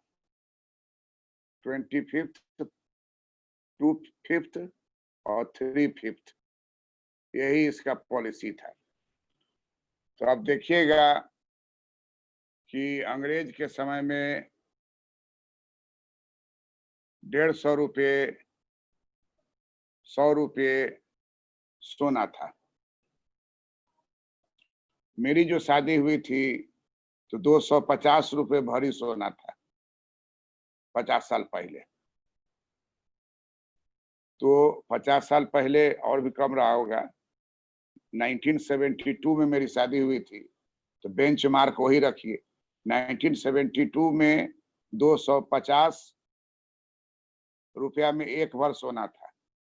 औकात नहीं कि कोई खरीदे 4 भर सोना। सैलरी हमारा था 535 रुपया। बीपीएससी से फर्स्ट पोजीशन लाके पटना कॉलेज में ज्वाइन किए। उस समय 30 रुपया गवर्नमेंट कॉलेज के लेक्चरर को मिलता था और 400 रुपया डिप्टी कलेक्टर को मिलता था। तो लेक्चरर सब कहता था कि डिप्टी कलेक्टर से हम सीनियर हैं। डिप्टी कलेक्टर से हड़ताल कर दिया। बताइए, तो हमको जूनियर कह रहा है, हम कमीशन दे के आए हैं। और लेक्चरर में बहुत लोग बीपीएससी से नहीं भी आए, प्राइवेट कॉलेज में मान लीजिए हो गए, कहीं वहीं से हो गए, बाद में कॉन्फ्रेंस आ गया, बहुत तरह का हुआ। लेकिन बीपीएससी में तो ऐसा नहीं है कि किसी के चाहने से कोई डिप्टी कलेक्टर हो जाए। तब हुआ कि नहीं भाई, दोनों का सैलरी बराबर होगा। अब कहा कि नहीं, इसका थोड़ा और बढ़ा के रखिए, इसको बहुत ज्यादा परेशानी है, बहुत ज्यादा है। लेक्चरर को कोई परेशानी नहीं है, क्योंकि उस जमाने में कोई ऐसा टेक्नोलॉजी नहीं था कि क्लास में हम क्या पढ़ा रहे हैं उसका परीक्षण हो सके। बाद में बहुत आया कि आप क्लास जाते हैं कि नहीं जाते हैं, अटेंडेंस शीट भेजिए। ऐसा कोई नहीं कहा कि आप वीडियो बना के भेजिए क्लास का। ऐसा होता, आज बहुत सारे स्टूडेंट को बहुत सारी चीजों का जानकारी प्राइवेट सेक्टर में पढ़ करके नहीं होता, कॉलेज में ही मिल जाता। एक से एक टीचर थे। पटना साइंस कॉलेज के टीचर का नाम, आप जो वहां के पढ़े हुए लड़के उनसे बात करके देखिए। नोबेल प्राइज विनर के जो होता है उसका नाम जाता है, उस नाम में जाता था Patna college, Patna science college से टीचर का। पटना कॉलेज के कई टीचर विदेश में जाके लेक्चर देते थे। तो इसलिए इकोनॉमी में जो है साधन नहीं था। आप इम्प्लीमेंट कैसे करते? जैसे अभी जो है का जो सरकार है वो पॉजिटिव सोच की है, तो बड़ा बड़ा राफेल अकाका नाम है, सब खरीद लिया। अब इस्तेमाल इसका होगा या नहीं होगा ये अलग बात है। एक आपको कहानी बताते हैं। एक वाइफ रो रो करके कह रही थी एक व्यक्ति को कि मेरा पति जो है सो बहुत खर्च करता है। अब आपके दिमाग में आ गया होगा कि पति शराब पीता होगा या जुआ खेलता होगा, लेकिन ये बात नहीं था। पति क्या किए हुआ था कि ड्राइंग रूम में आग लगने पर बुझाने वाला लाल रंग का, आप देखिएगा मिनी मैक्स करके लगा रहता है होटल में, सिनेमा में, लाल रंग का एक इंस्ट्रूमेंट दीवार में टांगे फायर रहता है। एक्सटिंग्विशर रहता है। तो उसका नाम अंग्रेजी में होता है फायर एक्सटिंग्विशर। मतलब आग बुझाने का वो सामान है। तो वाइफ जो है रो रो के कह रही थी अपना भाई से कि देखो भैया राखी के समय आयल बारा, सुना ये हमारा हस्बैंड बारा हर 1 साल बीच करके वो में नया भरवावेलन, उसमें जो भीतर रहता है मटेरियल वो टाइम बाउंड रहता है, 1 साल 1.5 साल जो भी वो आवेगा फिर नया उसमें लोड करेगा फिर टांग देगा। तो हस्बैंड जो है अपने साला को समझाया, कह रहे तुम क्या चाहता है कि ड्राइंग रूम में आग लग जाए? आग लग जाएगा तो हम पटक के बुझा देंगे, हो सकता है उसमें जल के कोई मर भी जाए। आग लग जाए इसलिए हम थोड़ी ले रहे हैं। लाइफ इंश्योरेंस करा लिया, रोज स्टेशन जा रहा है। वाइफ पूछे काहे जाते हो? देख रहे हैं कि कौन गाड़ी के नीचे कूदेंगे तो कम चोट लगेगा। अब 1 लाख का इंश्योरेंस कराया हुआ है या 5 लाख का कराया हुआ है, तो दिमाग में हो रहा है कि कौन ट्रेन के आगे कूदे जो कम चोट लगे। रे भाई कोनों के नीचे कूदोगे अंजाम वही होगा। रोज देख के चला आता था। वाइफ एक दिन पूछी कि आप स्टेशन पर बार बार क्या जाते हैं? वाइफ को शक हो जाता है ना, हस्बैंड जो होता है उस पर वाइफ को बराबर निगाह रखना होता है। निगाह हटी कि घटना घटी। पूछी कि आप बार बार स्टेशन क्यों जाते हैं? तो तुमको कैसे मालूम हुआ? तो कपड़ा धो रहे थे उसमें निकला है प्लेटफार्म टिकट। बात है इसको रिसीव करने जाते हैं जनाब। अगर अंग्रेजी पढ़ी हुई वाइफ हो गया तो अंग्रेजी में झाड़ेगी, फिर हिंदी झाड़ेगी। वो कहा कि देखो हम जब से 10 लाख का इंश्योरेंस लिए हुए हैं, स्टेशन पे जाके यही देखते हैं कि कौन वाला अच्छा रहेगा मेरे लिए। तो सोचिए इंश्योरेंस इसलिए थोड़ी कराया जाता है कि जाके आप रेल में कट जाइए। फायर एक्सटिंग्विशर ड्राइंग रूम में रखा हुआ है, अचानक घटना घट जाए तो उसमें उसको पटक दीजिएगा तो उसमें से कार्बन डाइऑक्साइड निकलेगा, इतना फेन निकलेगा कि बुझा आपको। तब वाइफ समझी, तब पैर छू के प्रणाम की हस्बैंड को, वाह आप इतना आगे का सोचे हुए हैं, हम तो समझ ही नहीं रहे थे कि लाल रंग का क्या है। अब खिसियाई इसलिए ना कि कार में भी लगा दिया। वो कहा कि पता नहीं क्या सोच रहा है दिमाग में, हर जगह आग आग, हम तो देखते तब वो आग लगता। अरे आग नहीं है, अग्नि को बुताने वाला अस्त्र है, उससे आग थोड़ी निकलेगा। अंग्रेज कहा कि सब जड़ में है ये रुपया। इजी रुपया अगर आ जाएगा बाजार में तो इन्फ्लेशन हो जाएगा। इसलिए सोना लो और तब नोट छाप के दो। 40 करोड़ का सोना दो, 60 करोड़ का नोट ले जाओ, तुमको 20 करोड़ ज्यादा ही दे रहे हैं। लेकिन बिना सोना का हम नोट नहीं छापने वाले हैं। तो 1972 में 250 रुपया में 10 ग्राम सोना था। आज उसका पता नहीं 50,000 पहुंच गया कहता है लोग। 53,000 से 53,000। सोचिए सुनीता जो है ना, इसके हस्बैंड रूस के में इंजीनियर हैं, अभी लौट के इंडिया आए हुए हैं। तो रूस जो है अब तो रहा नहीं कम्युनिस्ट कंट्री, वहां भी सब समाजवादी सब हो गया है, पूंजीवादी। तो एकदम अपडेटेड रहती। 53,000। तो भूल के भी कोई सोना का दुकान में बड़ा सा शीशा का दरवाजा रहता, लिखा है चले आइए, खुला हुआ है, कभी मत जाइए, चले आइए या घुसे जहां अंदर आप फंसे। क्योंकि 50,000 53,000 रुपया में 1 भर सोना हो देगा आपको। तो ये रुपया का कमाल है कि रुपया का वैल्यू गिर गया है और सोना का वैल्यू बढ़ गया है। ये कमाल इसलिए कि नोट छापने का नियम हटा दिया गया। ये नियम जो है चला, कब तक चला? 1957।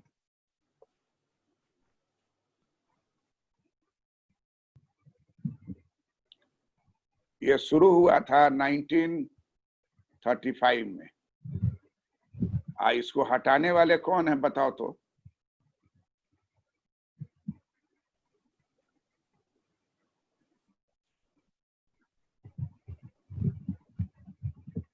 (1956-1957)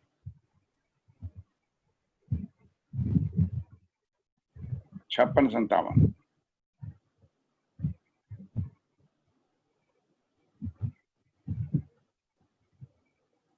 गूगल में इसका एग्जैक्ट डेट देखिएगा तो जरा।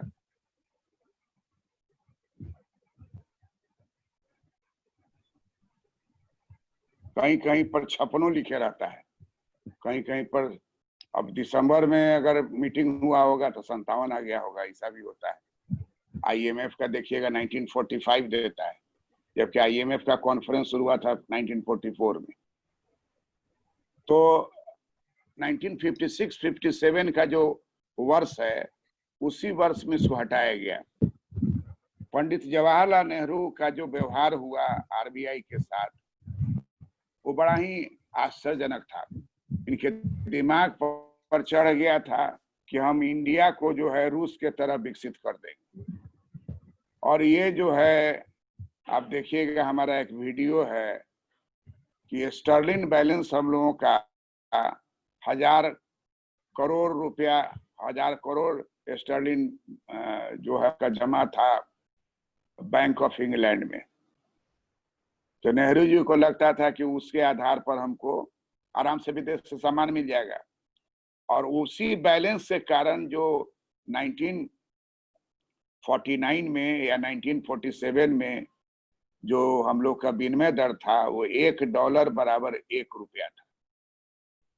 क्यों ऐसा था? क्योंकि अंग्रेज के जमाने का डॉलर स्टर्लिंग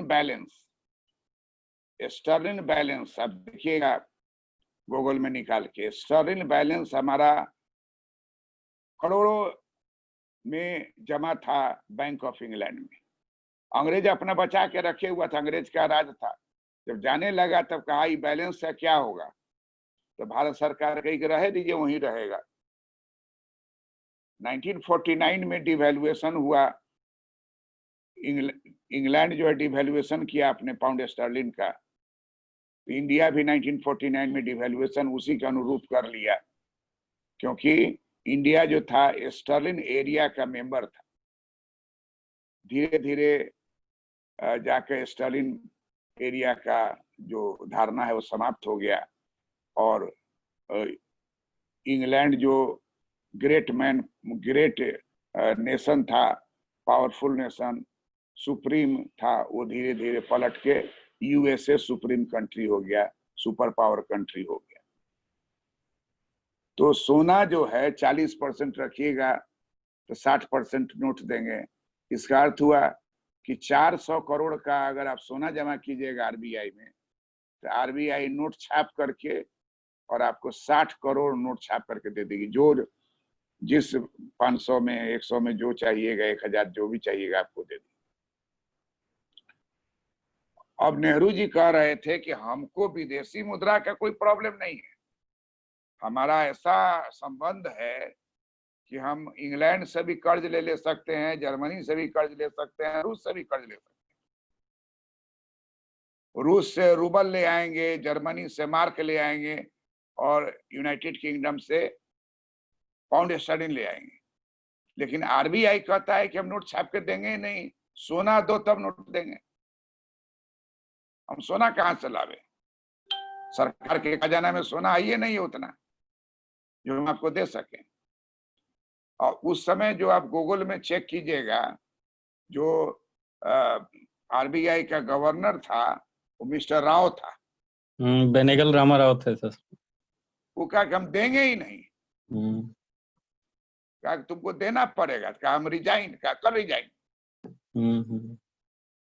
और पहला काम ये किए कि प्रोपोर्शनल रिजर्व सिस्टम को हटा दिए और लाए ये, उसका नाम दिए ये minimum reserve system.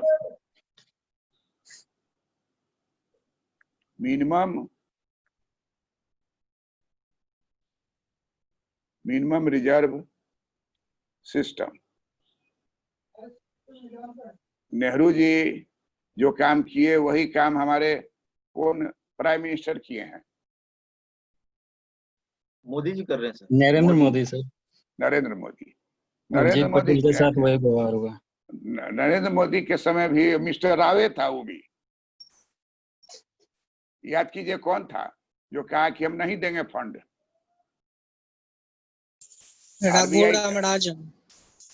Raghuram Rajan के बाद वाला उर्जित पटेल के साथ हुआ था सर, उर्जित पटेल के साथ वो व्यवहार हुआ था। तो वो नोट नहीं ना दिया ना सर, वो नहीं दिए, कहाँ दिए? वो जो 7 इस्तीफा दे लाख दिए, करोड़ में इस्तीफा से दे दिए। मांग रहे थे, हाँ। वो कहाँ दिए? नहीं दिए थे ना। उसके बाद वाला जो आया उसमें राव लगा हुआ है। शक्तिकांत दास दे दिए ना, वो दे श्रीकांत दिए। दास है सर अब ना। और वो वही Shaktikanta Das. ICS civil services से था ना, फाइनेंस सेक्रेटरी थे, तो मर्जी का काम हुआ। जैसे वो और एंगर के ये टाइम ये जो उर्जित पटेल नहीं दिया, ना, नहीं दिए थे वो। तो उसी तरीके से इस्तीफा राव दे कहा कि दिए। नहीं। हाँ, वो भी इस्तीफा राव। दे दिए लेकिन नहीं हाँ। दिए। हाँ, तो राव भी इस्तीफा दे दिया। नेहरू कहे दे दो, लेकिन हम नियम बदल देंगे। जिसको 300 से ऊपर 350 मेंबर रहेगा, 2/3 मेजोरिटी से ज्यादा है। ये नहीं है कि हमको इसका मुंह देखना पड़ेगा, उसका मुंह देखना पड़ेगा। नेहरू के बाद पहला मोदी की सरकार है जो बहुमत फुल वाला। मेजोरिटी सरकार है, मोदी सरकार है। चाहे तो भारत का नाम हिंदुस्तान रखवा सकता है। तो अभी भी ध्यान गया है मुगल सराय पर, इलाहाबाद पर। ध्यान पलट के मुगल। हिंदुस्तान पर चला जाए तो हम लोग का एगो काम हो जाए। हिंदुस्तान जो है वो गरीबों का देश है, और इंडिया जो है धनवानों का देश है। ये दोनों का द्विभक्त ड्यूअलिज्म है। भारत जो है हिंदुस्तान भी है और इंडिया भी है। हिंदुस्तान है जो 80 करोड़ चावल ले रहा है, 1 किलो चावल या 1 किलो गेहूं या प्लस 1 किलो चना, ये है हिंदुस्तान। इंडिया हो गया जो कोई भी एमएलए या एमपी या कोई बड़े बड़े आदमी को आप रोड पर घूमते हुए पाइएगा? नहीं पाइएगा। 1-2 नेता को ही देखें कि पेंडेमिक में जाके किसी से मिला है। अब मिला है तो तुरंत कौन चीज पकड़ लिया उसको, कौन बीमारी हो जाता है? कोरोना है? नाम बताइए ना। कहाँ कोई मिल रहे हैं अभी? कोरोना हो जाता है। कोरोना का डर जो है उसमें कह दिया ना कि कोरोना जो है, अब जैसे हम लोग के गांव में कहता है कि जब ठंडा आता है ना, ठंडा खूब ठंड गिरता है, तो एक आदमी पूछा ठंड वाला भगवान से, भाई इतना ठंड आप गिरा रहे हैं तो किसको छोड़िएगा, किसको पकड़िएगा? तो कहा कि हम बच्चा को छुए ना, आप बुढ़वा को छोड़े ना। तब देखिएगा जैसे नवंबर दिसंबर आवेगा, जय श्री राम जय श्री राम। आप कभी कभी देखिएगा कि अशोक राजपथ क्रॉस कर रहे हैं और 3-4 गो आपके साथ क्रॉस कर गया, डरे लोग प्रणाम करता है ना, तो वो कहेगा आओ मेरे साथ। शायद किसी आदमी को देखते हैं कि उसके डेड बॉडी का जो जा रहा है जुलूस, उसको प्रणाम नहीं किया हो, बचपन से देख रहे, तो हम भी अपना प्रणाम करते हैं, करके अपना निकल गए। तो कहता है कि मिनिमम रिजर्व सिस्टम ले, कहा कि सब जितना नोट हम चाहेंगे छपवावेंगे, इसका नाम होगा डेफिसिट फाइनेंसिंग, हीनार्थ प्रबंधन। हमको औद्योगिकरण करना है, हमको अधिक से अधिक रुपया चाहिए, डॉलर हम ले आएंगे, पाउंड स्टर्लिंग ले आएंगे, मार्क ले आएंगे, रूबल ले आएंगे, और आप कहते हैं हमको नोटे नहीं देंगे। कहा कि नियम बदल दो। अब नियम हो गया कि 200 करोड़, कहा कि 200 करोड़ का हम एक रिजर्व बना देते हैं। रिजर्व फंड होगा, ताकि लोगों को ऐसा नहीं लगे कि नोट जो है वो जाली है। नोट जाली नहीं है। 200 करोड़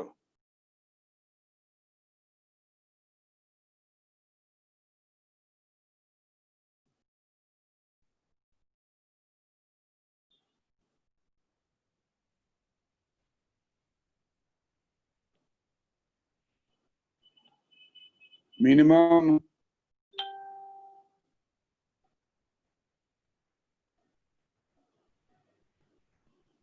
रिजर्व सिस्टम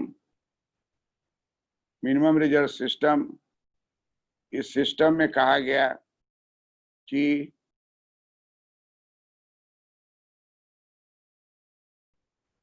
$200 करोड़ का रिजर्व फंड रहेगा।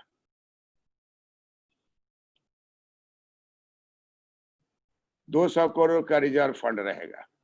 कहा कि 200 करोड़ में क्या पोजीशन रहेगा? कहा कि इसमें जो है 115 करोड़, 115 करोड़,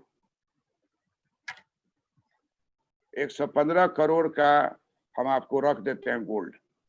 आए बाय मत कीजिए, गोल्ड हम रख दिए 115 करोड़ का गोल्ड, और 85 प्लस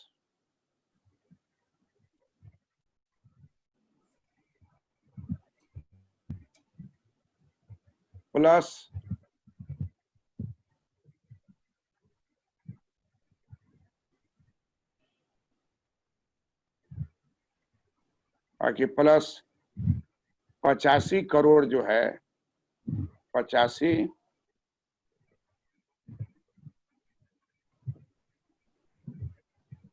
करोड़ का करेंसी नहीं, 85 करोड़ का डॉलर, फॉरेक्स फॉरेक्स नहीं, डॉलर देना है। डॉलर जो है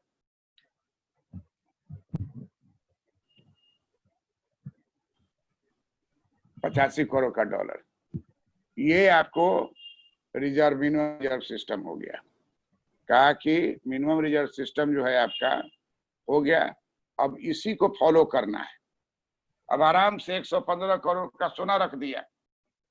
ऐसे भी जब हम लोग आजाद हुए थे तो जो सोना बचा हुआ था उसी में से 115 करोड़ रख दिया।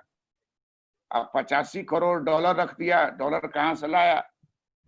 तो पाउंड स्टर्लिन हमारा था वहां जमा बैंक ऑफ इंग्लैंड में, हजार करोड़ से ऊपर था, तो 85 करोड़ वहां डॉलर कन्वर्ट करके ले आया। और 1949 में जो है dollar equal to pound sterling का रेट फिक्स हो गया था, तो इसलिए धीरे धीरे स्टर्लिन एरिया समाप्त हो गया, पूरा वर्ल्ड हो गया डॉलर एरिया। अमेरिका नोट छाप दिया डॉलर का और उस पर लिख दिया dollar is convertible into gold.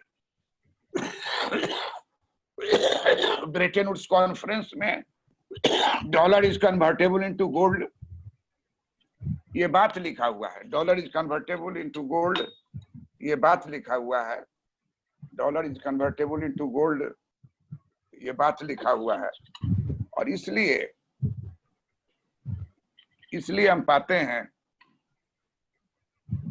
कि अब जो है जो आरबीआई का जो कंट्रोल था वो हट गया और रिजर्व सिस्टम हो गया। देश में इन्फ्लेशन आ गया, नोट छपा, ये सब आगे हम लोग देखेंगे। तो ये जो मिनिमम रिजर्व सिस्टम आने से सरकार के ऊपर जो बंदिश था वो हट गया और एक नया सिस्टम डेवलप कर गया जिससे कि नोट की कमी विकास के लिए नहीं होगी। और आरबीआई नोट छाप करके देता गया। बोकारो जो उस जमाने में बिहार में था, बोकारो में स्टील प्लांट बैठा। राउरकेला में बैठाया गया जर्मनी के द्वारा स्टील प्लांट, बोकारो में बैठाया गया रूस के द्वारा स्टील प्लांट, और रानीगंज में बैठाया गया दुर्गापुर में बैठाया गया इंग्लैंड के द्वारा। तो इंग्लैंड, जर्मनी और रूस, इस तीनों का फंडिंग था जिससे कि हमारे यहाँ स्टील इंडस्ट्री इतना बड़ा बैठा दिया गया। उस समय में सरकार ये सोच नहीं सकी थी कि जनसंख्या का प्रोजेक्शन करा लें। जनसंख्या का प्रोजेक्शन कराए बिना इस काम को किया गया। और जैसा कहा जाता है कि पॉपुलेशन को कांस्टेंट माना गया और उसी पर जो रिक्वायरमेंट निकाला गया। इन्हीं सब कारणों से जो महालनोबिस मॉडल है वो सफल नहीं हो पाया और भी कई कारण थे। तो इस तरीके से हम लोग पाते हैं कि मौद्रिक नीति जो है वो मनी सप्लाई से संबंधित है और सारा कारोबार जो है रेपो रेट को बढ़ा के घटा के करती है। और इसका इंस्ट्रूमेंट दूसरा है, वो है आपको बैंक रेट इंटरेस्ट रेट। तो इंटरेस्ट रेट को रेपो रेट कहते हैं, बॉन्ड का बिक्री खरीद बिक्री कहते हैं, मिनिमम रिजर्व सिस्टम जो लाया गया। और उसके अतिरिक्त हमारे यहाँ जो आरबीआई के द्वारा जो बैंक के ऊपर, वाणिज्य बैंक के ऊपर अंकुश लगाया गया एसएलआर के द्वारा, और आरबीआई का उसके ऊपर नियंत्रण रखा गया, वो रिजर्व रेशियो जो है, कैश रिजर्व रेशियो है, उसका वर्णन किया जाए। तो इसमें पॉइंट लिख लीजिए कि cash reserve ratio, bank rate, open market operation, bond की खरीद बिक्री, एसएलआर, स्टैट्यूटरी लिक्विडिटी रेशियो, इन सब इंस्ट्रूमेंट्स का प्रयोग करके आरबीआई काम करती है। लेकिन ये सब बहुत ज्यादा परिवर्तित आज के जमाने में नहीं होता है। आज के जमाने में रेपो रेट ही सबसे महत्वपूर्ण है। एसएलआर को भी घटाया गया है, घटाते घटाते अभी कितना परसेंट है? तो 18 कर दिया सर 22 मई वाला में। 22 मई वाला में 18% कर दिया, जोड़ लीजिएगा। एसएलआर 18% और सीआरआर 3.15 किया था सर। 3.15 कर दिया है। 3.15। हाँ सर, वो बोल रहा है कि कुशन दे रहे हैं आप लोग को इसलिए कि आप माइक्रो और स्मॉल इंटरप्राइजेस को ज्यादा से ज्यादा लोन प्रोवाइड करें। हाँ, that's all. Thank you very much for making the class interesting. मजा आया कि नहीं आया? हाँ सर। नहीं आया। जी सर, बहुत अच्छा। हमको तो कुछ समझ नहीं आया, हमको नहीं आया। पुलकिता कह रही कि हमको समझ में नहीं आया।